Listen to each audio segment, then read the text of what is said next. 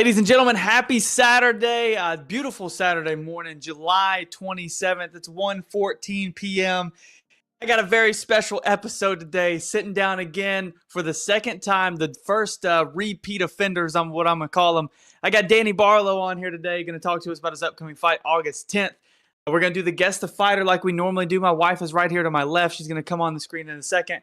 We've got some hot topics we're going to go down the road with. But also, too, it's the Olympics, man. So we've been watching the Olympics this morning. I don't know anything about rugby, but it was pretty cool. It was interesting.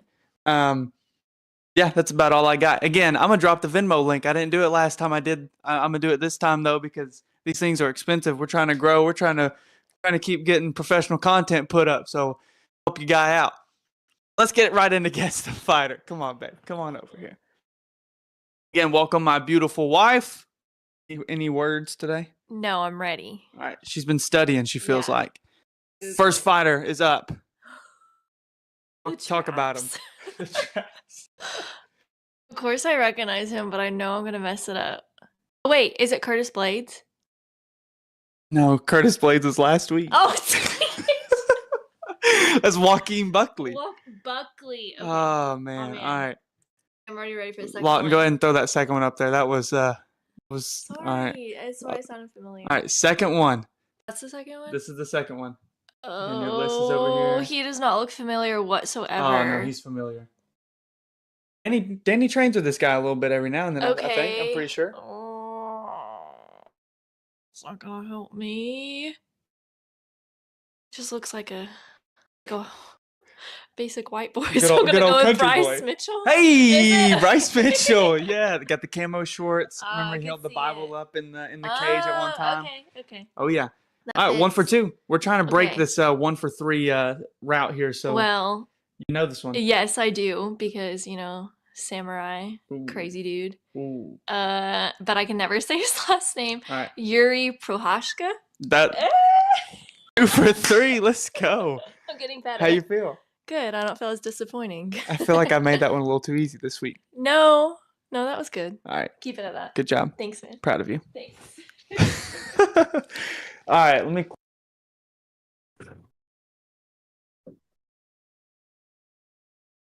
In here. And did I go away? Oh boy. All right, cool. All right, we're back. We're live. It's all the good stuff. Bring Danny Barlow up in here. Danny, What's up with it? what's up, bro? How are you? How's training? How's life? Man, it's good, man. Training good. Life is good. Well, I hope life is good because first I want to recap the last time that me and you talked, which was back in February, pre-UFC debut, where you had like that performance of a lifetime out in Anaheim, California against Josh Quinlan, man. You said exactly, or you did exactly what you said you were going to do. You brought A-Zone. How did you feel after that fight? I feel good, man. Of course, I was, felt great, man. Like, I can't say the physical feeling was, better than the emotional, but I felt good. I was in a lot of pain for a long time, but I felt good, bro. It was just, it just kind of solidified everything we've been working on and talking about. You know what I'm saying? So I felt good emotionally, mentally. You know what I'm saying? It was definitely a testosterone boost for sure. For real. So talking about didn't feel good physically, man. Broke the arm in the first round. Did you know, like looking back on it, whenever you watch film and stuff, did you know what happened, like how your arm got broke, what strike it was, or anything? It was when I hit the forehead. I felt it like in the fight. It was when I hit his forehead and it broke. You know what I'm saying? I felt it, and I think So it was like the first minute of the fight. I know when I broke it. But when I look back on the fight, I thought, basically when you're in the fight, you think everything is a big reaction. But I couldn't tell from looking, like when I watched the fight again, I just knew it was broke. I just know when I broke it in the fight. It was within the first minute of the first round. So yeah, yeah. And so like my big thing with the fight is you didn't get a bonus for that fight. Wasn't given a bonus after. Did you feel like you should have got a bonus after that win? To be honest, man, of course I feel like I should have got a bonus, man. You know what I'm saying? Only because I have seen guys get in there because they're tired in front of each other and huffing and puffing. You know what I'm saying? Like the more so acting, or just like you got two out of shape guys and they're like tired, like they're really giving a good fight, and then they get the fight of the night because they would just look like they was just having a hard fight. You know what I'm saying? But then to me, it's more so I make things look too easy. You see what I'm saying? Meaning that I don't give that reaction of like just struggling and it's just what people think a good fight is. You know what I'm saying? I just feel like it was a great, finish, but it was a great performance. You know what I'm saying? Especially the situation. But I feel like if they would have believed I broke or if I would have got a after fight interview, it probably would have helped because it would have been able to kind of justify that I really, confirm that I really broke my arm, and people would have just, respected it earlier of what the performance was. But of course, I feel like personally I should have got the fight of the night bonus because it's Josh Quinlan, a fighter that I've never been finished before. A guy that's notably, off them steroids, you know what I'm saying, off them roads. So he's strong. Basically, he's a finishable, finishable person. You know what I'm saying? Me going to finish him, a guy that's, 2 fights in, you know what I'm saying, or a guy that's, I feel like he should have got, I feel like I should have got because of who I finished. Because a lot of guys do fight cans. You know what I'm saying? They finish cans. So the finish of who I finished was why I feel like I should have got it. 100%. Well, I'm backing that for sure. I think you should have got the bonus. I thought you did until I Googled the other day and realized you didn't. And I was like, oh, we got to talk about that. Hey, so with the broken arm, is it fully healed now? Fully healed, prepared, ready for this August 10th fight? I mean, like, you know what I'm saying? I signed the contract, you know what I'm saying? Everything 100%. I do sign that contract, man. You hear it with everything, man. It's ready. You know what I'm saying? It's 100%, man. I love it. Yeah. If I sign that contract, ain't no excuses. Absolutely. So before I get into this August 10th fight, you had an Instagram live the other day that I hopped onto. It was like you and 4K and a guy that he was a barber cutting hair. Just sitting there talking a bunch of stuff. And I know how much community is for you and Brian and all you Memphis guys. And you had mentioned Westwood High School and how it was like potentially closing down or something. And you had said, I'm going to buy that thing and turn it into Daisyland.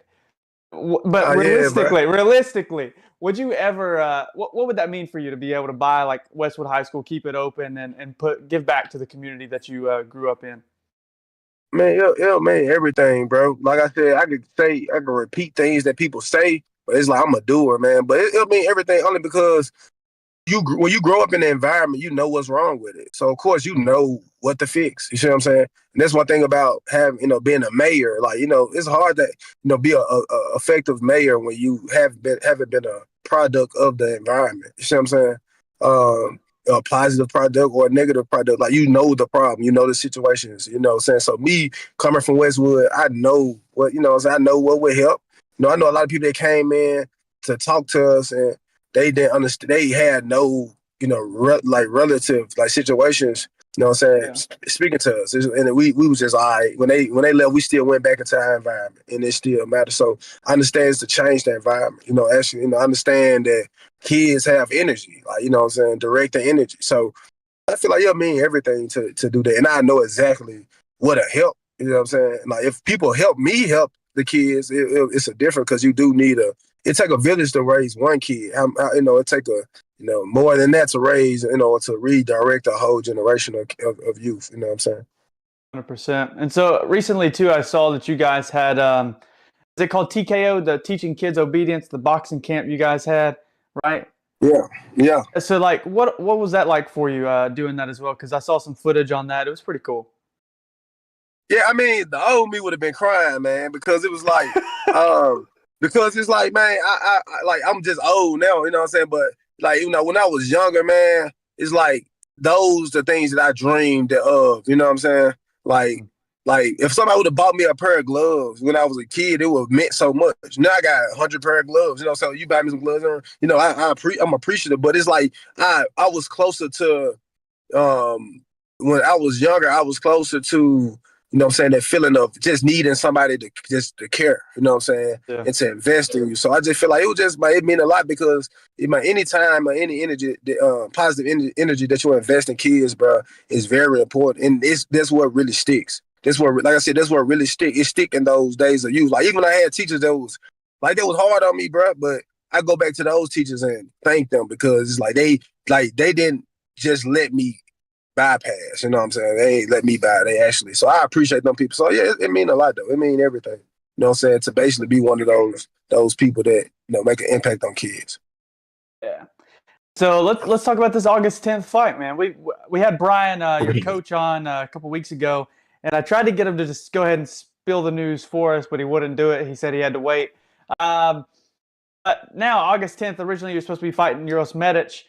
That has fallen through. You had some words about that, and on Instagram, we can talk about that a little bit. But now you're fighting Nikolai Veretinikov, 12-4 guy. Seems like a striker, 9 knockouts. So what's your initial reaction to the new opponent? Well, I'm glad you asked me what his name was. I thought you were going to say who I told you then, even if I was going to tell, I couldn't tell you. I didn't know. I would say Nick, man. This guy named Nick. There you go.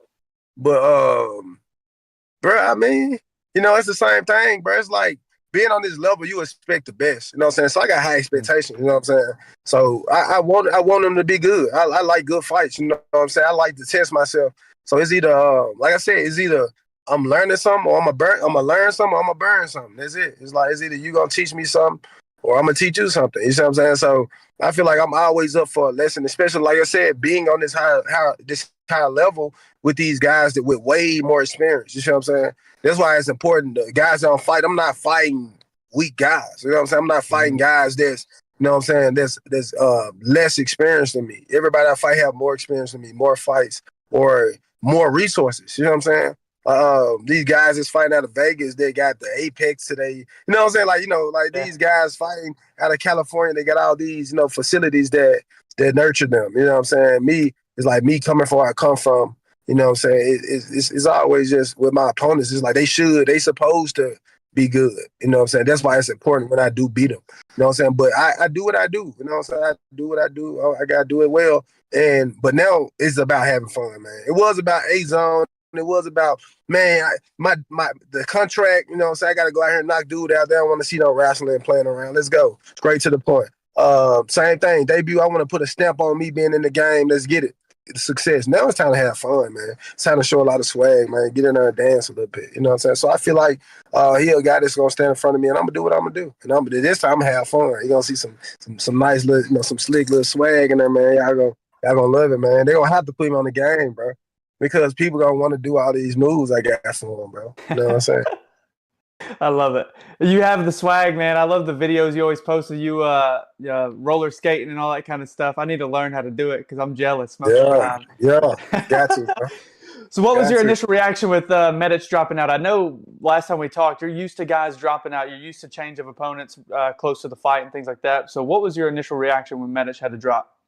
Man, we fight days. We fight dates, bro. You know what I'm saying? We fight dates and times. You know what I'm saying?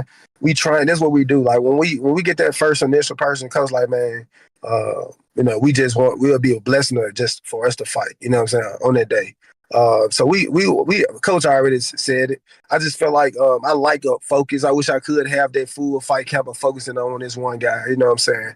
But really, I didn't care. I just played it's WWE now, man. It's like, come on, bro. You can't pull out the fight with no evidence, bro. No proof, like no X-rays. You know what I'm saying? Like, and the fans did me the same way. So we gotta learn that, bro. Being in this sport, bro, it's about business, bro. It's about, man, all right, bro, like help me sell the fight when you get well. You know what I'm saying? Okay, so it's more so like I didn't care. Okay, he hurt, he pulled out. I understand. Of course, I understand. He said he was mad because he thought I would say I don't understand. He was just like I was laughing at him. I was like, he didn't reply to me. He didn't address my team.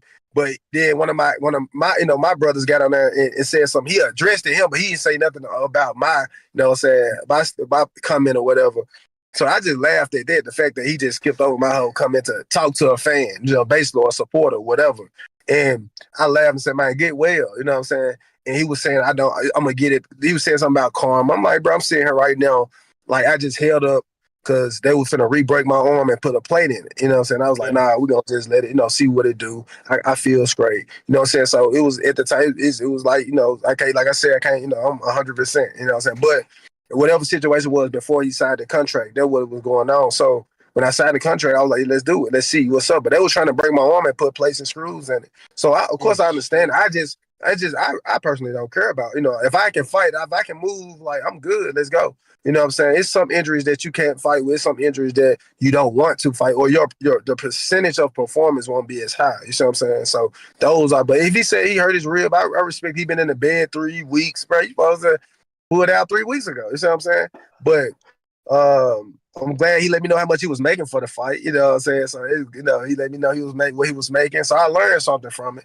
But personally, I just played the fans. I love to see the fans. Like I love to see people not be able to take the pressure of fans and just what the game bring as an entirety. You see what I'm saying? Like I'm not trying to please everybody. I don't care. I fight. I punch people in the face for a living. You know what I'm saying? So it's like, fans, but you got fans that never, experience with. So yeah, so I don't really feel too much about it, but I would have hope that he I'm gonna make this short.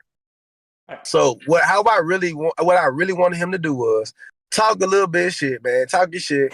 So I thought, because at the end they still want to see how legit I am. So I go in here and beat bro. Now we can run this back, and now it could be a bigger fight for the fans, because the fans like, oh yeah, they got the beef, bro. But people don't think, I don't know, man, they ain't got that business mindset like that, bro. But I'm really trying to get them to talk a little shit. We get the fans to kind of push the fight a little bit. Then like I go out here and beat some, because if I'm not legit, then what I'm saying, I'm gonna get swept on the rug. He gonna go on back to his career. But if I beat another person, they say, okay, you done prove yourself a little bit, because you've been a 6 fight in the UFC, guy, it'll be a good matchup, a better matchup now that you 2 fights in or whatever. But what I'm saying, he ain't get the gif, you know what I'm saying. So yeah. You got a prediction for your fight August 10th?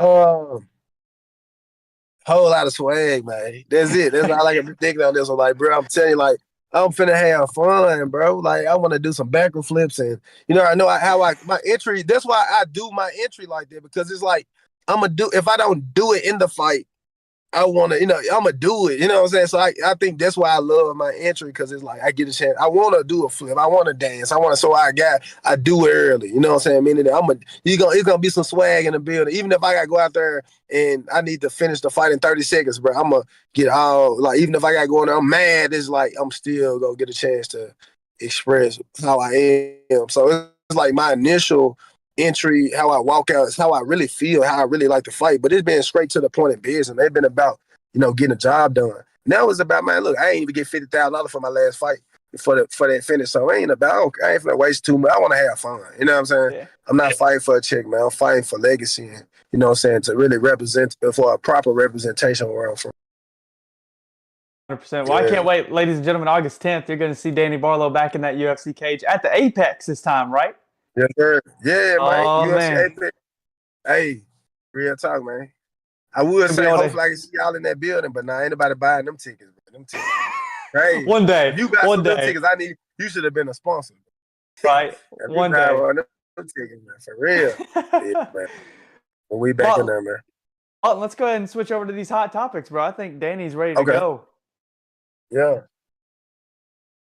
Gotta unmute my mic. That usually helps when I'm talking on the stream. So, all right, sweet. We're gonna jump into a hot topics round. Danny, I think Brandon kind of gave you the rundown. So we've got 5 topics coming up. You each are gonna get 1 minute each to kind of give your concise, just whether it's a hot take or not. You're gonna kind of have 1 minute each.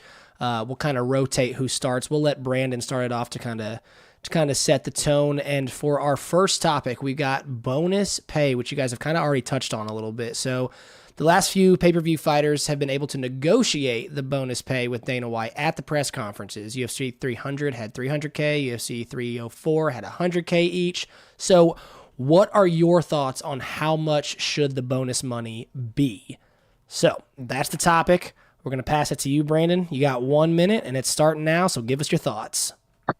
Yeah, I mean, I think, 50K is normally what they give out. I mean, I would love to see it be even more, right? Like the UFC now is this huge billionaire dollar business that's making tons and tons of money every single show. And especially with these guys coming up like Danny, like how we talked earlier. I mean, you've got guys that are coming up, putting on these performances like that, and then, get snubbed of a bonus. I think either A, it should be higher money, or B, there should just be more bonuses given out. One of the two. I think 100K is beautiful. I think, if we kept going by the number of pay-per-view, it's like 300 got 300K, 304. What if it got 304K? That's maybe a little too much. But, raise it to 100, Dana. Why not? That's all I got. All right. Under a minute, so that was a quick one. All right, Danny, we're going to pass it to you. Same thing. How much do you think the bonus money should be on these fights? And your 1 minute starts now. Man, I could breathe and cry on this one. You know what I'm saying? I could pout on this one, man. But nah, bro, to be honest, I feel like if you go out there and you put a show on for the fans, I'd imagine 50K. It's just like you get whatever you get to win, show up, fight is different. I feel like if you put on a night, I don't feel like it should be even a judge of like who had the best knockout. It should be, bro, if you came and took care of business, bro, and gave a good show and you were an entertaining fighter, you showing what you're going to bring. It's a product. Like, bro, pay that fighter because that fighter need the way he gonna keep on continue to be that type of fighter is if he get a chance to train. You know what I'm saying? If he gonna grow and train and you know what I'm saying, or opponents, you know what I'm saying, you want him to be the finisher on the highest level. So I feel like I can't really say a price. I feel like, you know, the pay as well. Who makes, you know, $10,000, you know, a night? Or I'm just saying who makes that at one you know, segment. But I feel like 100K sound good. I can say that. But I feel like it should be just more bonuses. More bonuses. For sure. More bonuses all around. I like it. All right, gentlemen, we're moving to the next topic. We got 12-6 elbows. Starting November 1st, fighters will be able to use the 12-6 elbows legally again. So the question is, what do you think of the lifted band? And Danny, you're the fighter in the room, so we're going to let you start this one off. So you got 1 minute. What do you think of them lifting the 12-6 elbows rule? Give us your thoughts. You got 1 minute, starting now. My thoughts from a fighter's perspective, man, y'all just want to see somebody get their ass kicked. That's it. They love seeing people get their ass kicked, man. Bruh, like fans, like from a fan perspective, I know we want to see blood and we want to see, but from a fighter's perspective, bruh, I mean, it's just a weapon that I can use, but a weapon I don't want to get hit with. So it's like, it's kind of like, it's 50-50, but I'm gonna sure work on it. I'm gonna work on it though. So I guess I start working on it, and that's a question I better ask. You know, after my next fight, you know what I'm saying, and see how legit it. Like, see if once we get to using it, I think, throw another weapon in, bro. Yeah, I say yes, bro. I say yes. All that's right. a hard question. No, you did great, and you did it in 40 seconds, so you didn't even need the full minute to get your thoughts across. All right, Brandon. Same question, 12-6 elbows are about to be legal again. Give us your thoughts on them lifting this ban. Your 1 minute starts now. I mean, I think even from a fan perspective, I'm like, well, I don't know, man. It's lethal. I mean, you think the actual like elbow part right to the forehead. We go back to obviously to like the John Jones Matt Hamill fight. Look at Matt Hamill's face, bro. It's destroyed from that. And it's like, is that even worth it? Because now with these new gloves, there's already more knockouts. There's already more blood. There's already this and that. I mean, you look at, I don't remember the woman's name, but Buena Silva, that nasty cut the other weekend. I mean, the gloves are doing enough. Why do we need the 12-6s, right? You can already drop elbows. They're already demolishing enough as it is. I don't know. I don't really like it. I'm curious to see what it's going to do. I also heard another rule, too. Now they're talking about the grounded opponent rule. That's going to be scary with how they're moving with that as well, too. But the 12-6s, I don't really like it. I wish they would have kept it away. All right. Very nice, gentlemen. Both under a minute, both very good opinions, I think. So, it's a lot of... Lawton, let me cut you off for a sec. Yeah, all yours, baby. Danny, did you see the grounded opponent rule they're proposing? Bro, I haven't, like, I've been so busy. I heard about the 12-6 elbows, and I hate it, bro. But it's like, man, I hate it. Because like you said, the new grounded opponent rules is, or what they're proposing, I don't think it's been, like, okayed yet, is both feet on the ground, soles of the feet on the ground, and then anything except a hand. So even if you have 2 hands on the ground and 2 feet on the ground, you're not grounded. You can still get kicked in the head or kneed in the head. It has to be like an elbow, or you have to be on your knees or something like that. Hell no, bro. Yeah. Hell no. We got to clip that, that's for sure. Bruh, that's like, hell no.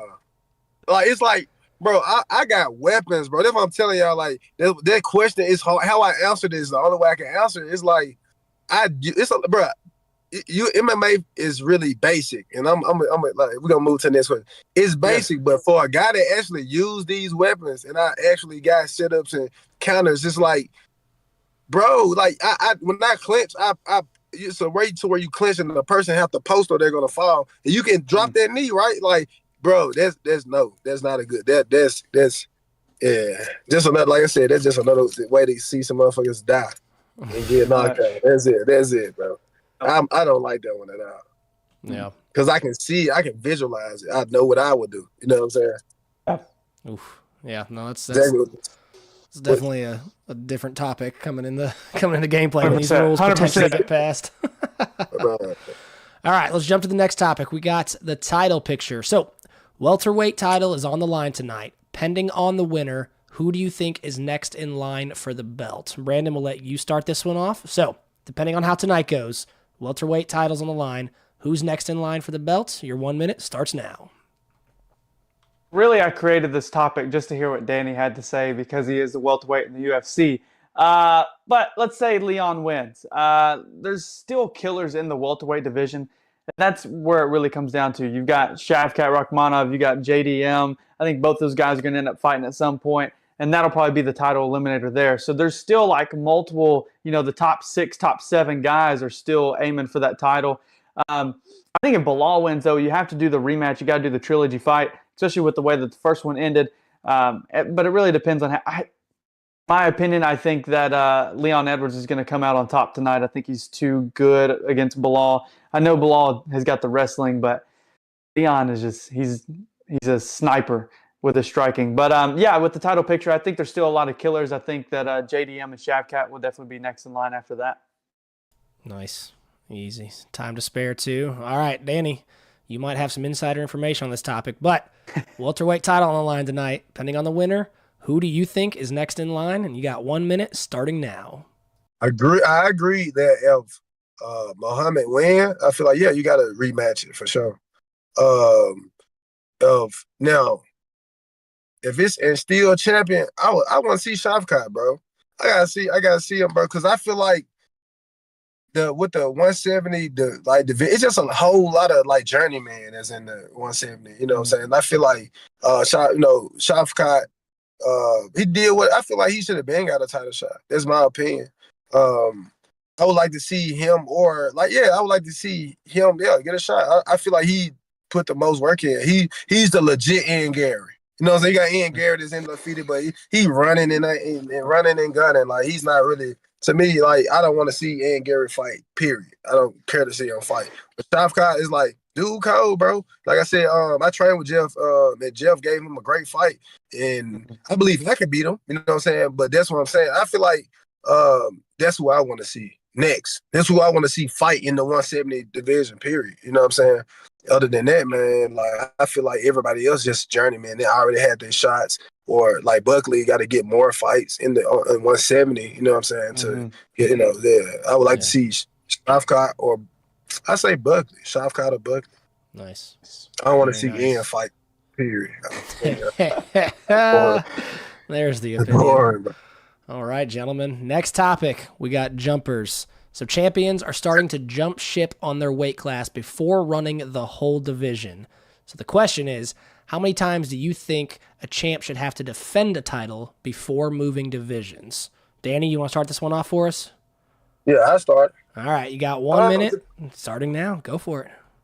I mean, I feel like, bro, get the belt and jump. Like, go do what you want to do with it. You're the champion, bro. If you want to go and get 2 back-to-back, man, I feel like it's the matchups for me. If it's a better matchup at that highest level, or it's a challenge at that highest level, do it, because it's really not about the fights. It's about the fight camps. Let's say if you can say Leon Edwards want to go up to 185. It's like that camp is going to, like, whoever he fight at 185, that camp is going to, like, tell him something about himself. So when he do come back to 170, he might be bigger, he might be stronger, he might understand a little bit more about, himself. So I feel like anytime you become a champion, I feel like we don't respect that title enough. Do what you want to do, man. You're the champion, bro. If you want to fight, like, if you want to run through the weight class, you want to go up, you should better have that decision. So I say go run up, like, do what you want to do with it. Very nice. Time to spare. All right. Brandon, passing it to you. How many times do you think a champ should have to defend a title before moving divisions? Give us your thoughts. 1 minute starts now. I feel like with this one, I'm an old head when it comes to the thought process. When we look back at like past champs, you got like Chuck Liddell or Rampage. You've got guys like John Jones ran the light heavyweight division. Anderson Silva ran the middleweight division. GSP ran the welterweight. Like, I'm still an old head in this thought process. I'm like, man, you got to fight everybody. You got to beat all the top 10 guys and then move. Because what I hate the most is like I'm gonna take Islam for example. Islam has beat Volkanovski twice, and then Poirier. And then he's like, I'm gonna move up to and fight Leon. Like, man, there's still so many killers there that I feel like, man, I don't know, it's close. And even guys like Izzy, whenever Izzy went up to try and fight Jan Blachowicz, get the double belt, couldn't do it, had to go back down, and now he's been back and forth in the middleweight division. I feel like, man, you just got to be able to run it, and then once you run it, then it's time to move. But I like Danny's perspective too on it's about the fight camps, not the fights itself. Yeah. About that money too, man. Let these folks make some money, bro. Get some money. Like, y'all want these people to run through people that's like, bro, do you not understand that, bro?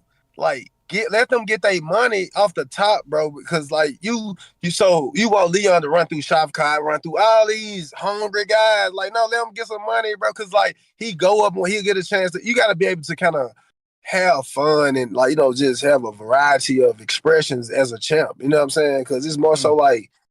Once you get to that point to where you're fighting and you got to kill all these hungry guys, like you're not learning nothing in your camps. You just going. It's just like a long dead journey. You know what I'm saying? It's just dead for the champion. It's like, bro, he hungry. Like shit, you don't. Let's say, or at least like that's basically you're shooting up. You know what I'm saying? It's like you're shooting up. Everybody's shooting up at you. So now what does a champ shoot at? You know what I'm saying? He have to shoot down. He have to shoot down. He have to shoot down. Just that mindset alone, he have nothing to shoot up at. So I feel like when a champion get to that champion spot, yeah, he defend his title a couple times, like let him shoot up. Like let him shoot up. Let him, you know what I'm saying? As far as the 155 is with Islam, like, yeah, they done regurgitated each other like 1,000 times. I think they got like 3, 4, 5 trilogies in there. Well, I'm tired of seeing them fight too. You know what I'm saying? Like Michael Chandler won one fight in the UFC. Right.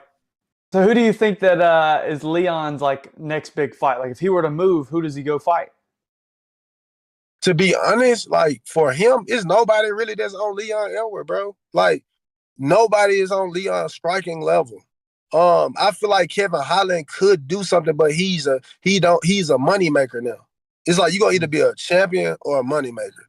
His mindset have already turned him into a money maker. Like, and the UFC will do that to you too. The UFC will like take a little bit of your personality away, and they'll give you some money to kind of do what they wanted to do, just give a good fight, and that's what they turn him. But Kevin Holland, I feel like could give him a run, man. I feel like Leon just on a different level striking as far as his striking. Like being a striker and understanding like the different like Muhammad, bro. If they stand, Muhammad gonna get murdered, bro. Like Rouse will mix it up, like, but just realistically, bro, he beat Usman, bro. And Usman still the one of like nobody. Usman haven't fought another 170. Like whoever he fought that was at 170. He wouldn't have fought a Hamzat. Really, my that was at 85. The most scariest person in the UFC, just like Alpha, really watching and knowing fighting a mad or let's say a hungry Shavkat, a hungry Hamzat, bro, crazy, bro, crazy. So he fought the scariest person with a short notice. You know what I'm saying? Like, of course, he ran it back with Leon, but that's too early. He didn't. You know what I'm saying? He's like, bro. Man, I can talk about that all day, but yeah, bro. I feel like, bro, he beat Usman, bro, and Usman was on a different level. And I feel like I feel like Leon Edwards don't have a chin, but it's hard to find it. Nobody have the striking to find it. So, yeah, I think he gonna run through the ones. Yeah, let him go up, bro. Let him go up. So I feel like Izzy. Let's say Izzy. Let's say OB fight Izzy. Somebody like that. Man. That'd be a tough fight. Test you would get a chance to test his striking. I'm just saying you would get a chance to see a striker, somebody that can find Leon Edwards' chin. Right. But other than that, he gonna run through everybody else. Last section we got, Danny, rapid fire. I'm going to give you about like 6 or 7 guys, different names, UFC fighters. I just want you to tell me the first thing that comes to your mind. Okay. All right, ready? Yeah. Leon Edwards. No chin. Ian Gary. No comment. Trash. Trash, bro. Trash. Eros Medic. Trash. Duck. Duck. Duck. Kevin Holland. The bro. That's my bro. My Jeff brother. Neal. My brother. That's family right there. For sure. Family. Conor McGregor. Emotional. Emotional damage. Emotional damage, for real. Michael Chandler.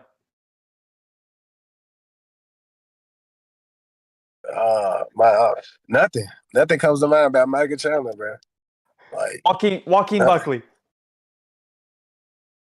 Mr. Smoke, bro. That's my guy, man. Mr. Smoke. He wants smoke, bro. The Smokey. I'm gonna call him Smokey. Smokey. That's my guy, bro. I love dude. Smokey. For real. Well, Danny, I appreciate you coming on the show, bro. I'm gonna give you a minute, give your shout outs, give your thanks and all that stuff, and we'll wrap it up for you. Man, I appreciate y'all, bro, interviewing me at the most mentally drained time right after practice when my brain cells is dead and like my brain is numb. Like, but nah, bro, I give a shout out to y'all, man. Knuckle Sandwich, bro. Y'all, my guys, bro. I love y'all energy, bro. I love, you know what I'm saying? I love what y'all do, bro. Like I said, it's a lot of people that want to do interviews, but I feel like I love relationships. And I feel like I have built a relationship with you guys. So I feel like I grow, I'll grow, we grow together, you know what I'm saying? But definitely it's a home now, you know what I'm saying? Knuckle Sandwich, you know, it's a home for sure. So shout out to y'all guys up there. Shout out to Law School MMA.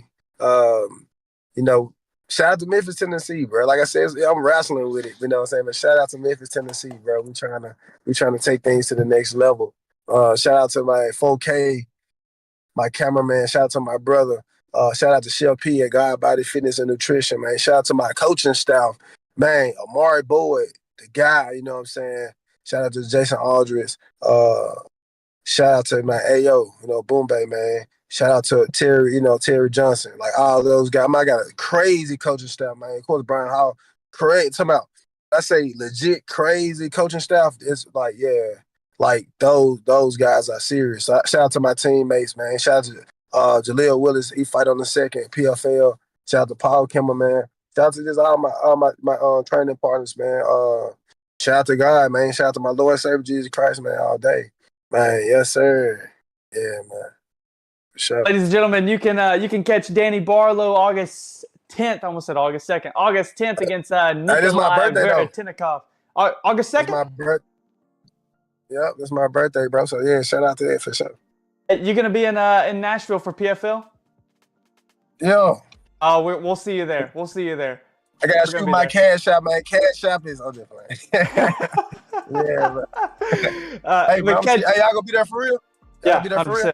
Yep. Bet I'm gonna be there, man. Give me one of them t-shirts, man. I got some Knuckle Sandwich t-shirts. You just tell me what size, I'll get it. All right, medium. Large.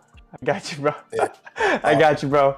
Ladies and gentlemen, this is Danny, LEFTHAND2GOD Barlow. Catch him August 10th against Nikolai Veretinikov at the Apex. Danny, appreciate you, bro.